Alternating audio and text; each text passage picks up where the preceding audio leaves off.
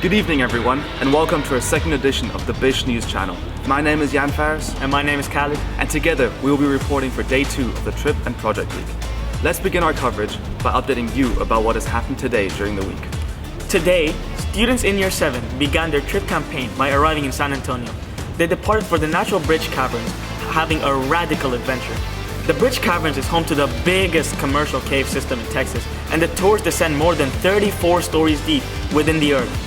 I'm sure it'll be a trip that they will never forget. Late at night, they enjoyed the beautiful Riverwalk boat cruise to round off their very enjoyable day. Our students in Year 8 have been enjoying the trip by hiking in the Great Smoky Mountains National Park. Widely recognized for its ever-present morning fog, this sprawling landscape is world-renowned for its biodiversity, the sheer beauty of its ancient cliffs, and its ineffable history of southern Appalachian culture. At first, they hiked the Alum Cave Trail, overlooking some spectacular scenery. And then they hiked past the beautiful Laurel Falls. Finally, the Year 8s visited the Clingman's Dome Overlook, which is the highest point in the Smokies. The view must have been amazing. Year 9s continued their thrilling adventure in Colorado by exploring the Mesa Verde National Park. Known for its large number of well-reserved cliff dwellings, this experience offered a deep and enriched knowledge of the fascinating history of Colorado. In the afternoon, they went on to analyze the authentic area of downtown Durango, further expanding their geographical understanding of the United States. Fascinating stuff, Year 9. The Year 10 spent their second day hiking through Bryce Canyon National Park's most famous trail, the Queen's Garden and Navajos Loop. Afterwards, they took the afternoon in the red sands of the coral pink Sand Dune State Park, where they had the opportunity of sliding down the dunes. The Year 12s in Yosemite commenced their day by touring the El Capitan rock formation, gazing up on the 3,000-foot summit. They did this alongside visiting more landmarks to help develop their understanding of why the park is so renowned. In the afternoon, they broke up into 2 learning groups to learn more about the diverse species and the wildlife. This concludes our coverage of our students' trips across the monumental sites of America. The projects occurring on campus currently are nothing short of sensational. But before we get into all the hard work, we have highlights from an exclusive interview with Mrs. McPhee about what Project Week brings to the table in terms of furthering the education here at BIS. What educational value do you think Project Week has? I think Project Week is the most unusual event I haven't seen in many schools, but I think some of the value of this is it's about students taking their own responsibility. So the work that you're doing is for a purpose because of what you want to do going forward at university. Stay tuned at the end of the episode for the full interview. Yesterday, the media team took photos and filmed students working in murals, The Apprentice, sustainable fashion, and robotics. Now let's see what the fashion team is up to. The fashion team was hard at work today and have completed their designs ready for the creation of their sustainable outfits the following day. Donations came in and the students had been looking through these to find clothes to recycle and make any final design adjustments.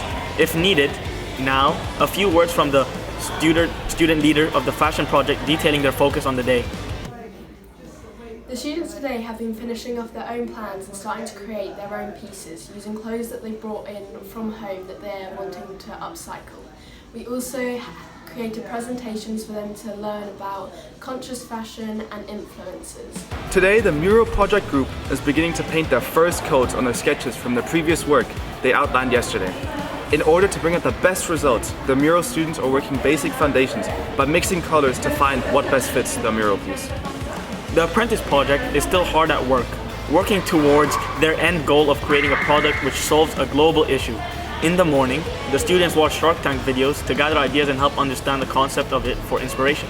Congratulations to Sam, Avilash, Connor, and Foaz for winning the challenge from yesterday, only spending $606 out of their $1,000 budget. Impressive. Now, Mr. Scary on what his apprentice project students are up to for the rest of the day. And you can see there's a group working behind us here who are trying to come up with their more sustainable product that they've got, and then they're going to be focusing on marketing it. Jumping onto the steam train that is the robotics project, they face a new challenge today. Yesterday, it was all about agility and speed. Congratulations to Arthur and Anne for winning yesterday's competition. Today, it's all about strength in the form of a sumo wrestling competition. We will release the results on our next episode of the BIS News channel. Fitting to this topic, want to hear a funny joke? Go ahead. What do you call a robot that runs into a wall? I don't know. You tell me. Wally. Anyways, moving on. At the end of the day, our students are taking a break from their projects and are participating in a variety of activities, ranging from esports, ball parachuting, and self-defense. As you can see, our students, both domestic and traveling, have been hard at work while still managing to prioritize their learning. We wish the students away from home a great rest of their stay and wish the students on BIS campus a great and productive rest of the week. This rounds up our second episode covering the trip week and project week, and we hope you guys tune in tomorrow for another exciting coverage of the activities surrounding our BIS students. Stay ambitious.